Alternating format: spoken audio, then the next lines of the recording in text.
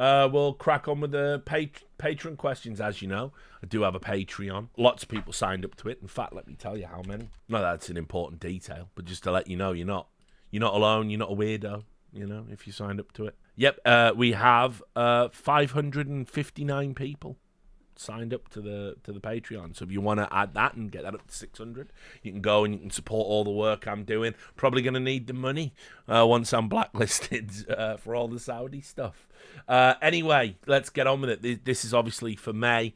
June should be coming in a little bit, so if you've missed out, don't worry, you can double dip. I usually put a message in the Discord and at everybody that's a member of the Patreon. So this is, I think, is this Okie Oli? Do you find it strange Valorant isn't looking to have a player dubbed GOAT anytime soon? I've seen a lot of people make the excuse it's due to meta changing a lot and contrasting it to Counter-Strike, but games like LoL, Overwatch, Dota, and many fighting games have had constant changing metas, and all players have defined GOAT. I mean, look, I think it's too easy in Valorant in its history, and there's been too much flux and too much change to really even point at a player and say they're the GOAT. I also hate the way that Zoomers have fucking cheapened the word GOAT. They don't understand what the acronym stands for. It stands for of all time. Greatest of all time. And so what ends up happening is, they say, oh, he's the GOAT, he's my GOAT. And what they mean is he's played really well at like one tournament, or he's played well at 2 tournaments, 3 tournaments, or he was the best player this year. And also there's a lot of tourists in esports now, like a lot of kids that are just fucking bored. And it's basically like, watch the shooty bang bang game or fry my brain even more with TikTok shorts. And so basically they don't have a frame of reference, because greatest of all time for someone like me, I've got 20 years of history to sort of hold that up against different versions of games, maybe even players who've competed in different disciplines. I've got a broad interest in esports in general. I haven't just stuck to watching one. I watch multiple esports. I still, to this day, even at my most jaded, I still do that. And so I've got a frame of reference that they don't have. So when I call someone the greatest of all time, we can divide it up by region, like, for example, you could say, like, is Twists the best player of all time to come out of NA in Counter-Strike? I don't mind that. But when you get into serious determinations about GOAT status, you really need history as the canvas to paint that picture. And I don't think Valorant has that. I think, unfortunately, what Valorant has had is a really weird kind of different changing seasons and different, like, some huge gaps in where people play. You've had the emergence of generational talents like once, twice, 3 times, but then that generational talent isn't so generational. It turns out that it's very short sustained. I mean, like, I remember people were saying Tens was going to go on to be the greatest player of all time in Valorant. I don't even know what the fuck he does now.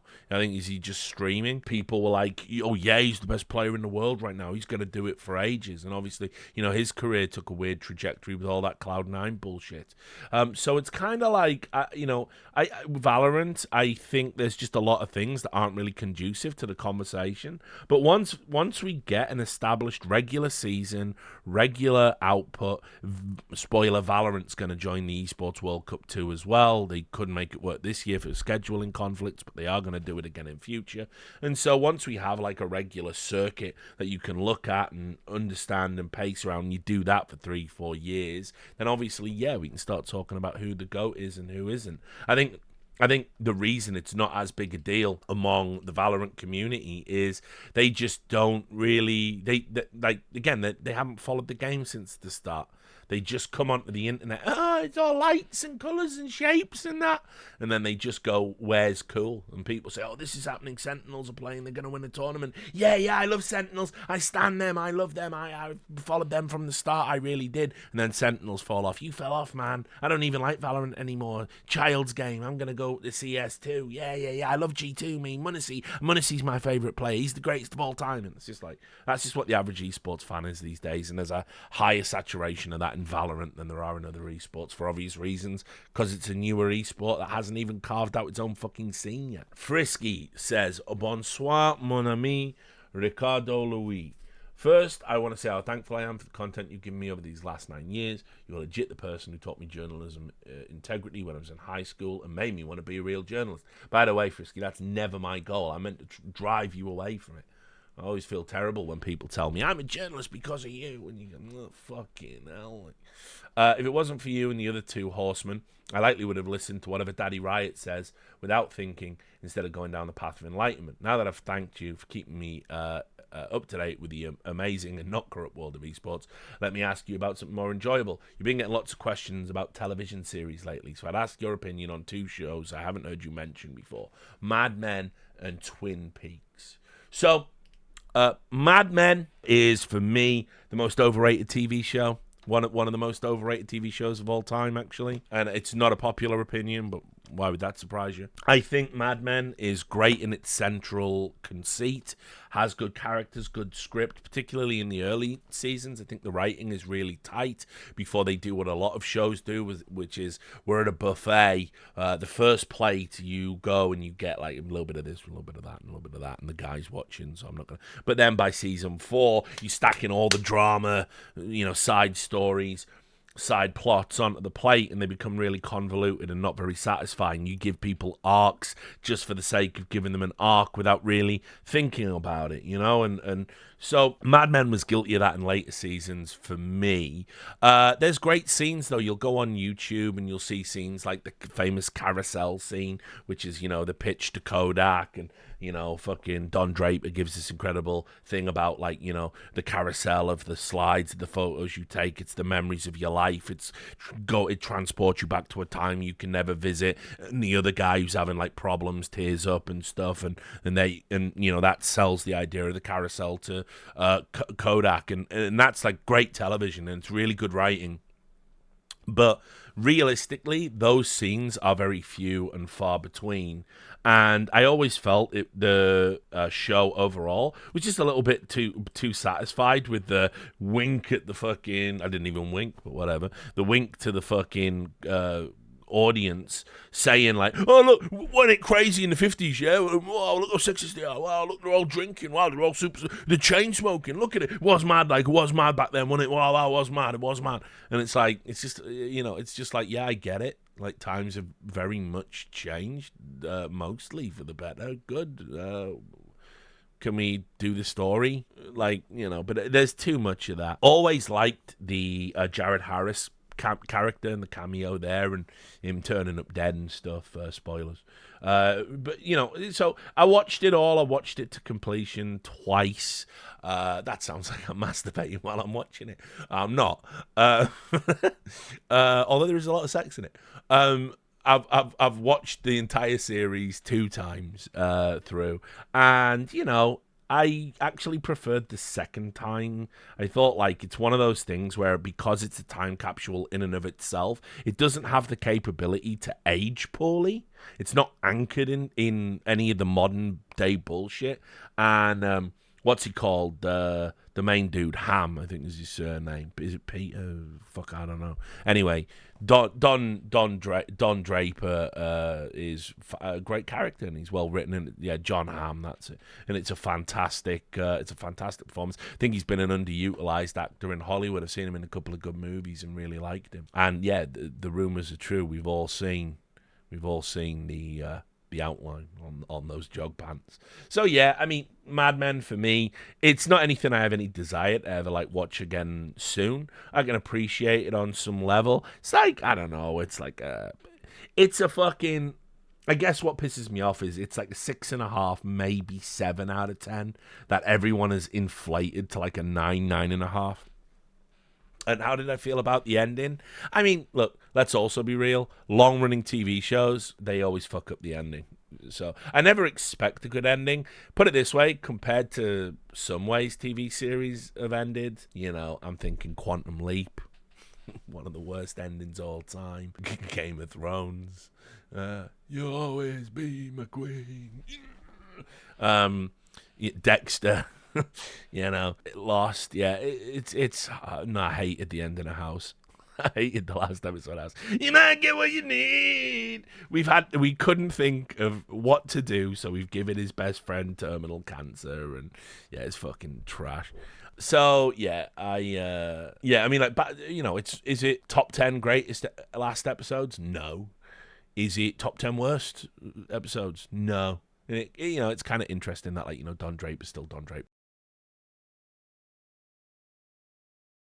It was like such a downbeat ending. It was sort of perfect that it was like frozen in time like that. And so when they did the new series, I really wanted to watch it. Like, it took all of my energy to sort of not just click on it and start watching it. But I know it's gonna ruin the memory I have of that show at that time. And you have to remember, there was nothing like Twin Peaks when it came onto television. Because even if you were familiar with Lynchian cinema and the way he does things, that had never been translated to a TV show. And what you have to understand, what Twin Peaks was if David Lynch made a fucking like Days of Our Lives style dog shit daytime drama, that's what it would have been. And so you have to appreciate that. I mean, he even alludes to that because you've got the fucking, what's it called? You've got that Days of Our Lives type show in the background in scenes. But he basically created what was a ridiculous, over-the-top melodrama. You know, everyone screwing everyone else. It's love triangles, love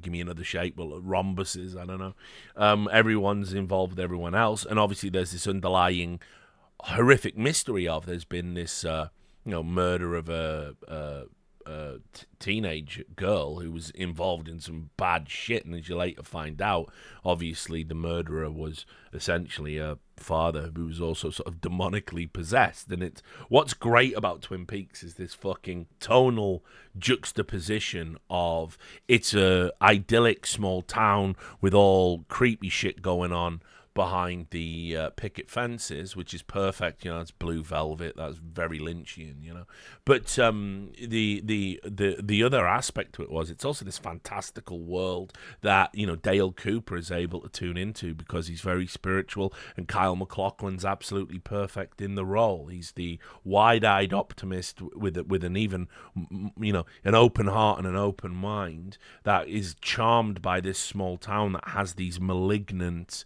components lurking behind the scenes.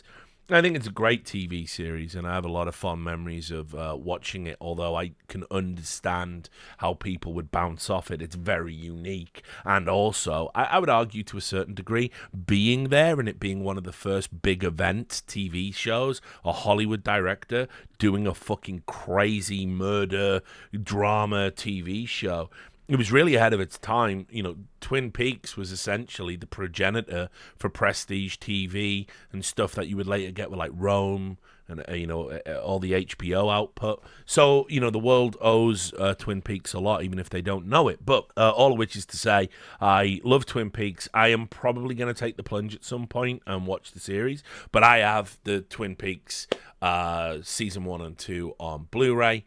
I'll probably rewatch them before I dive into the series again, because I imagine there'll be callbacks and stuff that won't be fresh in the brain. But is it one of my favorite of all time TV series? No, I mean, it wouldn't make my top 10 TV series, but it would conceivably be in the top 20, and that ain't half bad when you consider all of the garbage that I've watched down the years. So fair enough. But yeah, anyway, so thanks for the question, thanks for the compliments. I do appreciate your contribution and you being a patron. Right, Alfredo, with your experience talking with Valve, you will likely have a better insight on a common piece of information and how accurate it still is. Does Valve still implement a flat management structure, or have they reorganized to a different reporting structure since then? So as I understand it, how it works at Valve at the moment, it's not that they've been pressured to kind of like restructure, and they sort of haven't, but certainly my understanding is that they're a bit more compartmentalized in projects, and for some, there's less overlap than there used to be. But ultimately, Valve is by and large the same company. They've done a lot of hires. Gabe Newell, for example, I believe, was like, I think he even oversaw the project on, I can't remember if it was the VR, or I think it might have, no, it was the Steam Deck. And so, you know, he still gets involved from time to time when he's not having to turn up to court to talk about anti-consumer practices in Australia or whatever it is. And so, yeah, ultimately, Valve remains the same beast. I mean, look, why would you change? It works. You know, I know know, like the TF2 community, for example, have had a big pushback. It's now overwhelmingly negative on Steam because they're trying to do a pushback, like review bombing because of the bot problem being so bad in TF2. I mean, again, I'll say this. I know you love the game, but there was a source code leak. How much more can you want Valve to put into a game that is now, like, how fucking old is it? I want to say, is it like fucking 17? Yeah, it's like, I don't know how many. Yeah, on an engine they don't even develop anymore. It's like, it is like, you are asking a lot, I would say, and I think it's because of the high expectations people have around Valve that people are making those demands. I get you love the game. It would be great if there was like, if maybe Valve could like create a little sub studio and manage that stuff. But ultimately, chances are you're probably getting a Team Fortress 3 at some point, somewhere down the line, all memes aside. But yeah, they're still pretty much the same as my understanding. A lot of resources have been pumped into Deadlock. The new game that's coming out, I've been playing that a little bit, not as much as I would like. I'd like to have a bit more time with it. But so far, Deadlock is really fucking polished and looks like it's going to be one of those games where I can imagine it being having a very divisive reception because of the elements it combines. It combines MOBA, but not 3 lanes, it's 4. It combines the aspect of Valorant. It's got a level up system like a MOBA, but it isn't an FPS. It's more like a over-the-shoulder shooter like Fortnite. So it's got lots of and they've already got a ton of characters developed in it, all that have their own intricacies and nuance and interplay. It's team based, so it's kind of interesting how it's a mishmash of genres that haven't been done before. And I know Valve want a W. They want a W. They've had a couple of misses with their games. We all remember Artifact and obviously Dota Underlords as well, where they tried to kind of get in on the auto battler thing, which was really just a fad. And I guess League kind of won that one. TFT still seems to be vaguely popular. Most auto battlers have kind of fallen by the wayside at this point. And so we're going to wait and see. And as I've always said, class-based shooters have a tendency not to do so well. They have to be pretty special. Now, I'll also add, I haven't got the same feeling. Like, TF2 was really charming right from the get-go, and all the animations they made and the characters and their unique identities, I don't know if it has the same design strength out the gate. But it does feel like it should be a more deep and enduring game over time because it's a lot more complex. And so we'll see. But anyway, I know Valve are putting a lot of resources into that right now, as they should. They really want a W. And but same company, same Valve, same way of doing things, because why would they change? They're super successful. Hooksy2K asks, has any tier 1 or 2 org ever contacted you to work directly for them, and if so, in what capacity? Is there a world in which the C9 Colossus would have been your magnum opus instead of Henry's? Well, not now. That's over. No esports org's ever going to touch me after what I did in terms of taking the stance on Saudi. That's just it. It's done now. But that's fine. I mean, that's not my passion anyway. But yeah, I got contacted a few times. Management jobs, general management jobs, content jobs. There were offers there. It just, unfortunately, the problem you always have is that it really narrows your scope on what you can do, what you can say. And I used to be a manager and a coach, and I used to find it deeply satisfying working with players. I can imagine I could get into that again, but the problem you've got, unfortunately, is while I know I have the skill set to do those jobs, and I've done coaching in, real sports, like ball sports and stuff, unfortunately, no one's gonna be like, oh, Richard Lewis is GM. He doesn't even know what he's talking about. He doesn't even play the game. Like you would need that to construct a team and facilitate success from players. Got woe betide anyone ever made you a coach. But obviously as well, I'm gonna have to fucking sorry guys, can't come to the Esports World Cup. Good luck. So yeah, all of that's done now. But there were times when I was tempted. I would have liked to And I had a very brief discussion with this, so I don't want to frame it that it could have been an alternate timeline or whatever. But me and Hector had a talk one time when Optic was kind of, I think it was after the Infinite buyout, but I think at that time I'd either just left E-League and had gone to WSOE, or I was still at E-League and the timing was off. But I had a ton of offers when I was at E-League as well. Like, you want to quit being on TV and come work at this org? Because everybody thought I held the keys to the fucking city. I was doing consultancy work and stuff back then. And I was like, no, I actually really like the fact we're producing a super sick esports product on TV. I'd much rather commit to that. This is Jerky Simon. Good to see you back. Why are EG celebrating something they didn't help build? Because not a single person is still there from its inception and true era. And why are they celebrating living pure evil? Because they nearly drove a player to suicide, yet all we hear is birds chirping and nothing but crickets about it. Well, okay, it's a typical tough, jerky question.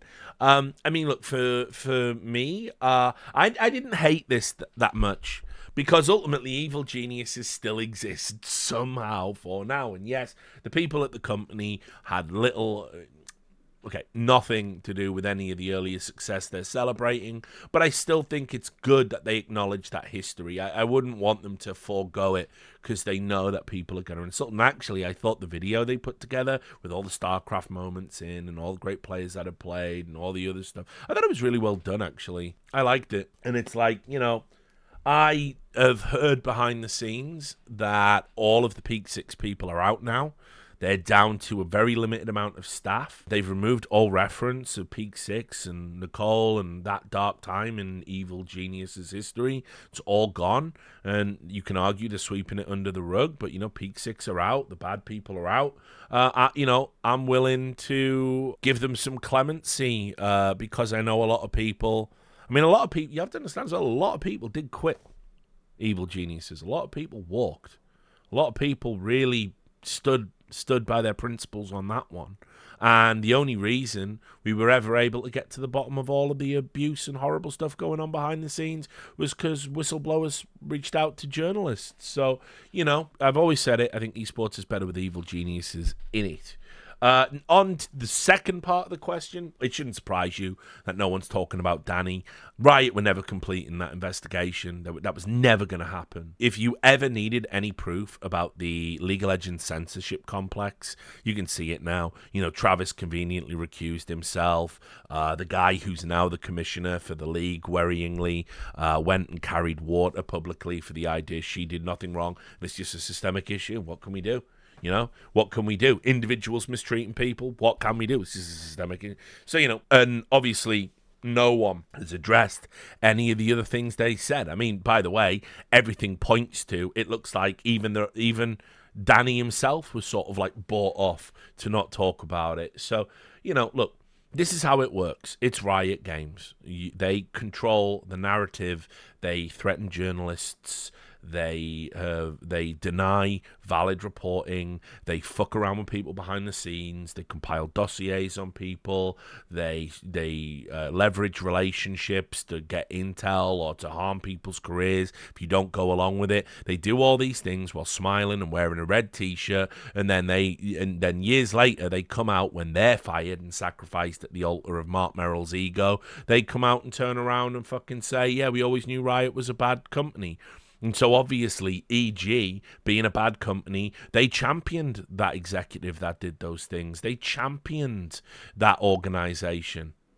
So Riot can't be fallible. Riot can't be made to look bad. So obviously we just have to sweep it under the rug, and that's exactly what happened. And it's, if you've been paying attention, which I know you have, Jerky, you've been a great patron to my particular art. If you've been paying attention to my career, then this should come as absolutely zero surprise to you. Tasty. If Saudi's Death Star completes its takeover of esports, would you still cover it or move on to something else? Would you lean more into politics or do something else entirely? I think the problem I've got is I'm kind of on an island, mate, because the reality is I try and be nuanced and balanced with politics. You're not supposed to do that. I mean, like, when I live reacted to the Trump verdict, I said some things that I thought it was a bit of a sham, and it surprised me because the case was kind of Frankenstein together, and it wasn't. And then that clip got put on Destiny's stream, and everybody that had said, "Oh, it's great that Stephen and Richard reconnected," they're all now going, "It's just a bit bonger. He just nobody's talking about it." Because what they do is whatever Stephen thinks politically, that's where they go, and that's normal. Audiences of people, do that thing. But I know for a fact, I've read extensively about that case, and I fucking even looked up the legal filings and saw like little peculiarities around it. And there are legal scholars out there, and I'm not just talking about Alan Dershowitz. Like Ellie Honig comes to mind, for example, that said, actually, this is a fucked up case and it should be shot down on appeal. And it's like, oh, okay, well, yeah, I did read it. I look at everything from both sides. I try and be as balanced as I can. I don't always focus on things in the content. But the problem is, if you want to be successful politically, you cannot do that. The way social media works and the way the grift works is you have to be a Krasenstein or you have to be a Crowder. And I don't want to be either of those things. You know what I mean? And so you can't really lean into politics in any successful or sustainable way because, in a landscape where people think someone like David Pacman is fair and balanced, I mean, what do you do with that? Like, he's not just the same type of hack. They all are, It's like you really cannot afford to take your time and be balanced. What you have to do is you have to react in the moment as quick as you can. Now, also, I think walking away from esports now is kind of a little bit irresponsible because of what's going on with the Saudi takeover. The thing, you see, because I am obviously diseased, the thing that should finally push me out is the thing that wants me to stay in, because I understand there is not going to be any voices to this. I was heartened, I must add, by people who walked away from the esports awards, like Intero and Golden Boy, and Wavepunk was another, and I'm sure there have been many others that I missed at the time of streaming. I've been heartened by that, but obviously as well, there are a limited amount of voices that are sort of dissenting and putting things on the line to speak out about this topic. And, look, obviously, like people like Monte Cristo and Thorin, that's fine. I mean, what would you expect? But, Sideshow's done a great job. The journalist, Kevin Hitz, the James Fudges, the ones we've got left. And it's like, we're really sat around a small table. There's not many people coming around for dinner. And so it's like, listen, I'm pretty sure the strategy next from Saudi Arabia through the mechanism of the fucking ESL, Face It, Mafia, is going to be they're going to try and discredit me. They're going to say things like, he's the Alex Jones of esports. He's a psychopath. He says all these things. They're unsubstantiated. He's a sensationalist. I'm sure that'll be one thing. I'm sure they're also flooding the zone right now with disinformation because everybody wants me to get that one story wrong that one time, and then that will somehow invalidate all of my work. Spoiler, esports fans will absolutely say it does. We saw that on the CS2 League. If he's wrong about this, his career's over. That's what people want. That's the fantasy. And so, obviously, there's gonna be lots of that, right? There's I'm pretty certain as well. There's a concerted effort right now to find some sort of muck, some dirt, and if not, maybe synthesize it. Do anything they can to discredit me and shut me up. I know for a fact that what I've done this June has caused some significant waves behind the scenes. And they are very upset. They're very upset about me reaching out to sponsors and businesses. They didn't want to have to take those calls and explain why those logos were going to be on jerseys in Saudi Arabia for the companies that objected to that kind of stuff. They're very pissed off about, the FTC, me publicly saying I filed an FTC complaint. And more than any of that, they're really pissed off about the mockery. And this is why I'm now officially blacklisted. Can't go to events, whatever it is. That's fine. Wouldn't want to accidentally promote that shit anyway. Never going to get co-streaming or any of that ever again, obviously. The other thing they'll probably point to is, oh, he works for PGL, he signed up to all the events. He's doing this to discredit us because he's got a business interest with PGL, like I wasn't calling them out before I even went and did the first CS2 major. So I'm pretty sure I'm going to get vitriolically attacked, and it's going to get ugly, it's going to get personal. I am fucking with people's paper, that's the one thing you don't do. When it comes, I'm sure my community will understand exactly what's happening, and I'm sure with the wider community, they despise me anyway because, you know, I say players aren't very good when they don't play very good, or I say, you know, maybe not everyone is a cheater who's got CS2 installed. You know, these outrageous, controversial opinions that I hold. So, you know, they're threatening to kill me over that, so they'll believe any lie about me. So it's fine. But yeah, it's just like, you know, I want to stick around and say these things until there's nothing more left to be said, because someone's got to. So, you know, yeah, it's probably stupid. It's stupid to do it. And look, there'll always be other things I can do. I can always write that book. I can always do this. I can always do that. You know, I got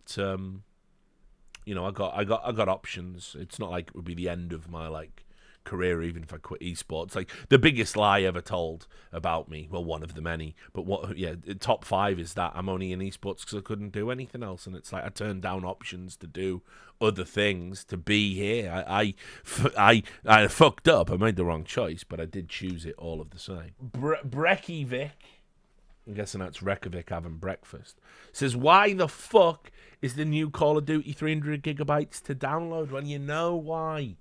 You know why? It's because Western games developers don't have any fucking quality control on their shit, and it's just all bloated garbage that just takes up fucking the entirety of your hard drive if you want to fucking play it. I mean, listen, is it 300 gigabyte? Probably not, but it is going to be massive. It's going to be, what, 140? 160? I don't know. The last one was massive. I remember So, I mean, he's obviously joking in the number, but yeah, there you go. Last one was 150. I remember downloading it, going, "What the fuck?" And by the way, I couldn't tell you where that space went or on what, because the game experience was pretty fucking small. Oh, it's with Warzone and Modern Warfare 3. So there you go. I mean, look, it's just. I wouldn't even mind so much if you knew it was jam-packed full of content, but it just isn't. It's just like Call of Duty games are so content light right now, and the Warzone experience is fucking so empty. And it's like, you know, you think about, like, I don't know, how many gig was Elden Ring? Bet it was fucking nowhere near, right? So it's like, I don't know. You can have an experience like that. You can have an experience like Call of Duty and fucking install a massive amount of empty garbage. And I don't disagree with what Jay says in the chat. Probably is just them lazy, not compiling fucking textures and all that or whatever. Packing audio, you know. It's like, yeah, for sure. Next question. Zumba here. Shalom. Do you think there is a future where esports returns to what many of us want it to be, pre all of the bullshit of the Saudis and the NA owners, or should we just accept it's never coming back and go to Farming Simulator? I mean, I don't... The problem with esports now is, even if we can envision a future where the Saudi Arabian state gets bored, stops pumping money into it, and that ethically compromising aspect leaves, you know, your consideration, they still did it.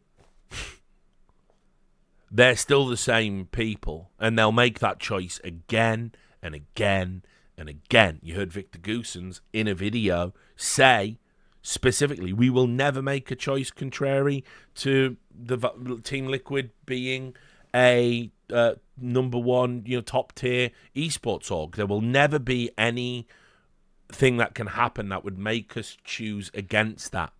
So when you consider that, you know, let's say Saudi does leave. Well, what is it going to be next time? You know, China or Qatar or, you know, who knows what the future looks like. I mean, you know, put it this way. You'll probably see a future in your lifetime where the pendulum swings back and we're all fucking copacetic with fucking Russia again. I'll be pushing it, but you younger folks, you'll see that and you'll go, wait, what? You know, it's just this is just how it works. It's just crazy, like how these geopolitical machinations kind of impact on everything, and everything fucking shifts. So it's one of those things. I mean, look, ultimately for me, the veil has been lifted on esports in a way that you can't ever unsee the bride underneath, you know? It's like basically what these super orgs want is all the money all the time to underwrite their sustained failures so they can live out a fantasy. That is it. That is what esports has become. Esports only serves the vanity of a handful of C-suite executives, and everything else, all the values, all the principles, all the experiences, none of that matters anymore. That's just all secondary, tertiary concerns. And so when you know that, can you ever go back to that? No, I don't think you can. I think even if the Saudis of tomorrow, China changed its policies, and the fucking we're all dancing around and it's kumbaya. You're always gonna know that the people that made the choices are the people that are in charge. There's never going to be like an equivalent of like fucking Nuremberg for all the terrible esports executives. And obviously I'm just talking metaphorically. I don't mean like literally. They're never going to be held accountable for the choices they fucking made. The terrible, terrible choices. We haven't been holding them accountable for fucking over a decade. We haven't held them accountable in any tangible way. And that's why we went from, fucking venture capital to, which by the way, that was the problem solved right there. You had tens of millions of dollars of investment, build a sustainable business. You got 3 years to do it. How can you fail, right? But they not only did they fail, they weren't interested in succeeding. They just used it for expansion. And when the VC group said, don't know about giving you any more, actually, because where's the end? It feels like we're throwing money into a bottomless pit. They went, yeah, don't worry about it. And then they went to fucking gambling companies, and then they went to crypto companies, and then they went to NFTs.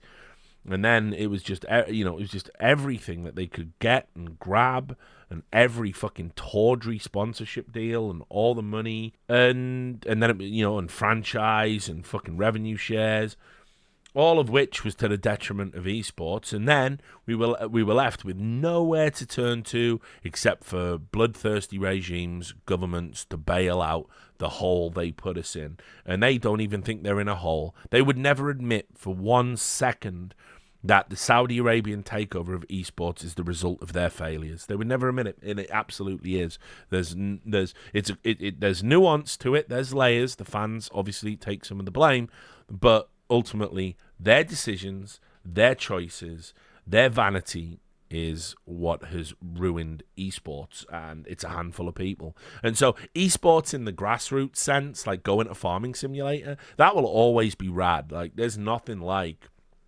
watching people playing video games and kind of when you see them do something fucking sick. And actually, it doesn't even necessarily matter what game it is. You instinctively know when someone's popping off on fucking Tetris, or does a sick fucking wall jump on Mario 64 and finds a hidden level, or a speedrunner fucking completes a fucking 40-hour game in 3 minutes. You instinctively know when you're watching that, like, that's fucking rad. And it's the same with high-level competition, GeoGuessr, yeah, exactly, just like insta-getting it and things like this.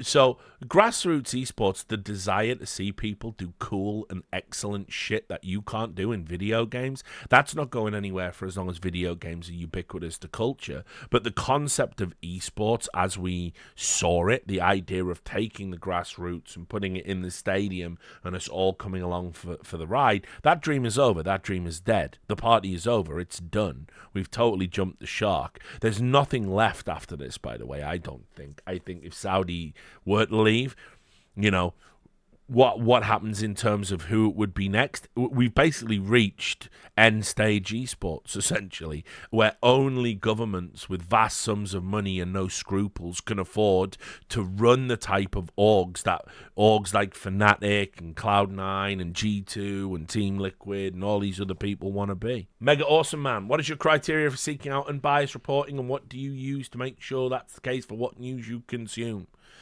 It's impossible to do. What you have to do these days, mate, for a media diet, to make sure you are getting it right, You have to look at the publication, you have to know which way they lie in the first place, and then you have to read it through that lens. Then you have to make a mental note of all of the details contained within the story, particularly how those details are framed. And then you have to imagine what details could be omitted to balance out the story. Then you have to go and read the same story on the other side of the aisle. So, you might do MSNBC versus Fox, or, fucking whatever.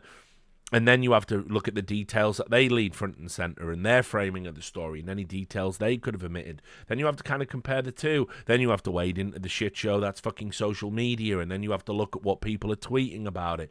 And you have to look at the fucking reactionary garbage. And then you have to somehow pick apart all of that reactionary garbage. And somewhere in there will be an expert, an actual expert in the field. Not that they're right about everything, but they might just be right about this one particular story. They might know what they're talking about. And they might point you down a rabbit hole of like, actually, this is true, and this is true, and this is true. And then you have to look at where they're pointing you, and you have to go down that rabbit hole. And then you have to take those facts, and you have to go, and you have to look up the sources for those facts, and confirm those facts, and then compare and contrast those facts to the original two stories that you compared with. And you have to do this religiously for every story, or you're likely misinformed. And that is why engaging in with news is so difficult. And this is why the government wants to seduce you into thinking, listen, misinformation's super dangerous. But don't worry, we get it's complicated. It's not on you to do that, to go through that process he just described. What we'll do is we'll just censor the misinformation before you get to it. And that's how you end up with the garbage like we had on Twitter, where everything that didn't behoove the DNC was fucking deleted, and anyone that voted Republican was facing issues. And then obviously shit like Reddit. I mean, Reddit is the most astroturfed shithole I've ever seen of any website on the internet. None of it is genuine. You even see the same comment chains months apart in different threads, all saying the same thing across partisan lines. And so it is super. By the way, it's why I stopped doing Enemy of the People, talking about that. That is fucking exhausting. The research for that is insane. And the juice is never worth the squeeze because it always gets demonetized. So to try and make that work, it's like I would need at least one other person to help lighten that load. And I'll still produce an episode of it in the future. I've outlined a ton, but it's just getting into the research and scripting it, and then fucking, actually delivering on it. And by the way, let me tell you, here's the grim reality about actual fact-checking. Not fact-checking like it was weaponized by journalists in the Trump era. I'm talking about actually checking the facts of a story and trying to put it in a digestible format for people to understand. They won't believe it anyway. If you go to someone, oh, hey, you were wrong about this story about Donald Trump, this is why. They go, yeah, but I hate Trump, so I don't care. And you go, okay, cool story. And it's the same the other way. Margot World's just as stupid. Fucking cat turd is never going to have a come to Jesus moment about like, oh yeah, actually maybe Trump did do some fucked up things. They're not. He's, people like that in Margot World are one step away from fucking self-immolation for the orange man. They're all fucking crazy. So you can do all the fact checking you want in the world and get the fucking truth, but it just doesn't matter. It doesn't mean anything. That's the reality. So, this is, and by the way, this is all by design. The new modern media landscape is designed to not only exhaust you and exhaust your patience as you try and find the facts, it is designed to drive you down one ideological path, and only one, and to obfuscate the possibility that there might even be another version. That's how it works these days. And if you don't, if you don't engage with that, yeah, it's like super difficult and it's super jarring. So the answer to your question, very succinctly, is you have to consume everything all the time, be terminally online, and make sure that before you commit to a position, you've at least done something beyond the nominal reading of a headline. Right, Tyler, if you've seen Lost, what would you have thought to be a better ending? If you haven't seen Lost, you have about the same level of input, so answer anyway. Here's the thing. I do remember the ending of Lost sucking, but what I'll do is I'll roll this one over to June, the June one, because what I might do is watch the last episode again, because I can remember everything building up to it, but I can't remember the detailed specifics, and if you want me to if you want me to kind of reconstruct the final episode, it'll take some time, so I will do it. I can't. It's not like I'm not just mired in Lost Lore like I am with Fallout, so I can't just pull shit out my arse on that one. So that we'll do that in June, Tyler. Hyom, what's the best beer you've ever had? Probably I had this. What was it? It was a Doppelbock, Ein Doppelbock beer in Cologne. I can't remember the fucking name of it, but it was a beefy bastard. It was at least 9%. It was seasonal. I remember the German dude who was serving it in this boozer in Cologne. I knew it was going to be good. He really was like talking, bigging it up, saying it was great beer, small batch, all that shit. And I had it. It's easily the fucking best beer. I sat there. We were meant to be just walking around Cologne that day. And it wasn't an esports thing. I was just there with friends, and we sat in that bar tanning that fucking beer all day. We were fucking smashed, but it was so nice. It was so tasty, and I can't remember for the life of me what it was called, other than it was just some Doppelbock beer in a fucking boozer in Cologne out of nowhere. I mean, I'll be honest. I don't drink a lot of beers these days because obviously it's not good for weight loss in general. I have a tendency to only really drink beer on very rare occasions. So I wouldn't even say I'm a great connoisseur of beer these days. Like, I mean, I love that Pompolcello thing I've talked about before in a previous episode of the Patreon questions. I love the sours and the saisons if I am going to drink beer. But, one of the things actually that we fucking... one of the things that we've had not a falling out with, but we've had a like... Me and my real life friends, we've had a bit of a separation in terms of what we like to do when we go out now. Because my best friend, he likes to go to what his brother calls spooky boozers. He likes to go to all these like old pubs and that serve real ale, and you walk in and it just smells like fucking foreskin and dry roasted peanuts. And they just stink. And you walk in and it's the real ale pubs, and, they serve up absolute shit, like you've just dredged a river. And, I can't do that anymore. I don't know, I was kind of LARPing as a real ale drinker for a few years. Yeah, I appreciate a tasty beer, but a lot of real ale is shit. A lot of real ale is fucking garbage. And the people who drink it have no palate. And they don't even understand what that's bloody great, that put hairs on your chest. I don't want a fucking bit to put hairs on my chest. I want it to put a fucking pleasant sensation in my brain. That would be nice. And obviously in Britain as well, we changed our laws, so all the commercially available lagers, and like, by the way, old school Stella, I don't give a fuck what anyone says about old school Stella. I used to tan old school Stella when it was like 5.2%, but then we changed the tax laws in Britain, so anything above 4.8 is fucking charged at a higher premium. So all of the classic beers, like your fucking 5+% Strongbow and 5.2% Stella and all that stuff, that's all changed now, and it doesn't. They're not the same beers. They're not the same ciders. It's all trash. I mean, they also as well, like Punk IPA used to be good from Brewdog. Anyone who had Punk IPA, the original Punk IPA, knows what I'm talking about. But they changed the recipe. I've got a fucking can up here for some reason. And this other motherfucker, Hazy Jane, right? Hazy Jane used to be like 7.2%. They changed it. They've got a version now called Old Hazy, and this is down to 5. And it's like, a lot of fucking commercially available beers are just fucking garbage now, like it's super hard.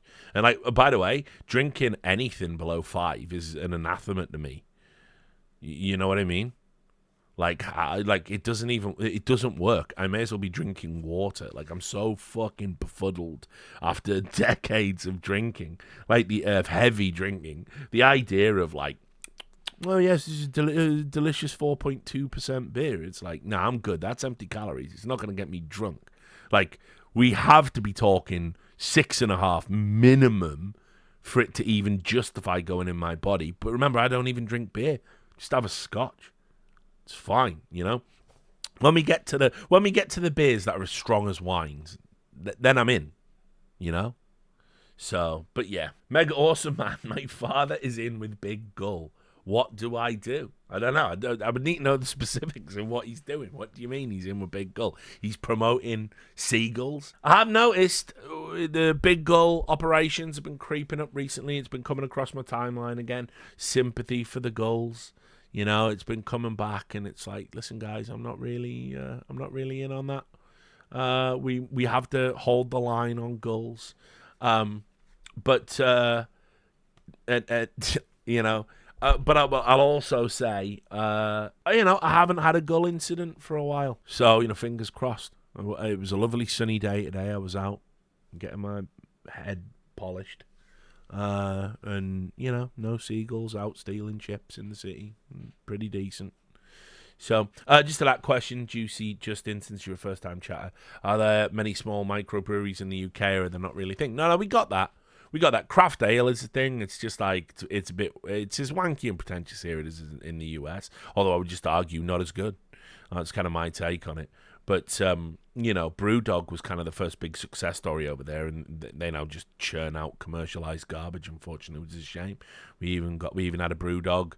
I even got fucking a local Brewdog free beers for trash talk. So, but not, you know. Things change. It's sad. I would rat your father out to the anti-gull establishment is what I would do. No sympathy for the gulls. And final question, Adam Oakey. What store or convenience do you miss the most from your time in the US? I know you mentioned Chinese takeout is amazing here, but anything else? You know, the bar culture in America is elite. It's so good. I was like, obviously over in America, I was down in Florida, you know, fucking New York. It's just elite. Like the boozing is so much better in the US. Like it's just like you over here. It's like, I don't know. Every you can go, like the pubs are either trying too hard or they've given up. That's how I would describe pubs in Britain. They're either trying too hard to be like, oh, welcome to the soiree, and you walk in and everything's super expensive and it's really pretentious and everyone's fucking dressed up and it's all hipsters or whatever, or it's a fucking Weatherspoons. You know, there's a boozer in Birmingham. It's right opposite. New Street Station. It's called the Railway, and it is the most gammony shithole pub in Britain. I mean, you're already off to a bad start. It's called the fucking the Railway. Right. I mean, so first of all, right, that's the outside. Right? And this pub's been there for fucking ages, right? So you already kind of know what you're getting. But here's the thing, right? Yeah, here's the interior. I don't know, just miss me with this shit forever, guys. Like, I'm done. I grew up around boozers like this. I drank in boozers like this. I'm fine. I'm so fucking done with it. Like, I'm just so fucking over it. Like, the shit wobbly fucking pool table where the fucking some cunt spilt a pint on it and fucked up the felt, and the fucking there's no chalk and two tipless cues, one of which is for a midget and the other is for the world's tallest man. The fucking sticky carpet that's been there since the fucking 70s. The way that sunlight breaks through the window and then the sunlight itself gets depressed and you end up in this dingy fucking twilight. You look behind at the top shelf, desperate for some high-quality whiskey, and all you see is bells and famous grouse. A plate of bright yellow, uncooked chips served up for lunchtime as you desperately get the last trickle of an old HP bottle with a crusty cap that barely closes. Ugh. Yeah, I'm good, actually. I'm good with those fucking pubs. And this is the thing, you know, like a lot of my mates have got just used to that type of boozer, and like they alternate. Some like to go to the pretentious wanker bullshit, and others go to shit like that, and they go, oh no, this has got character, it's a good pub, this. And I'm just like, guys, I lived in America, I lived in fucking Vegas, I've experienced elite level drinking culture. I want to have a nice, refreshing fucking cocktail. I want to have a top shelf whiskey. I want a table where some cunt isn't elbowing me and slopping fucking tenant super down my fucking back. I want like friendly, people who fucking are serving you, right? I want fucking, I don't want some cunt to glass me because I remind him of some other cunt that bumped into his last weekend. I'm good. Like, drinking in Britain is shite. In the US, it's great. So I don't know. I miss that. I miss being able to just go out and booze. Like when I was out there for the Knicks game, that was such a good night. That was just a great night. And, I love drinking up in Boston as well. And by the way, the shithole boozers in Boston somehow have more charm than the shithole boozers in Britain. They really have real characters in, So, yeah, I miss boozing in America most of all, probably. But whatever.